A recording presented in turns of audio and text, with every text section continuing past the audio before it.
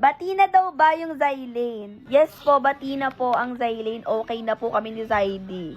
So, ayun nga mga kapatid, okay na nga po kami ni Zydy. Dahil lang naman yan kay Ate Sashna. Kung hindi pa po kayo nanonood dito sa YT ni Ate Sashna, ang aming sister for a day, so ayan dyan po yung time na pinagbati kami ni Ate Sashna. Kaya naman sobrang thankful talaga namin kay Ate Sashna dahil nga siya yung dahilan kung bakit nagbati ang Zylene. Ayun mga kapatid, alam niyo ba sobrang daming ganap dito sa sister for a day ni Ate Sashna. Kasi nga mga kapatid, dapat talaga yon yung sister for a day na yan is dapat si Shalane lang yan, tas ako, tas Ate Sashna. Kaso etong Yani Diyos nagpaawa naman. Kaya naman nasali sa sister for a day namin para manggulo at magpaawa kay Ate Sashna, 'di ba? Alam niyo nung una maawa na sana sa kanya si Ate Sashna, kaya ni Diyos kaso nga lang nakita yung tunay niyang ugali.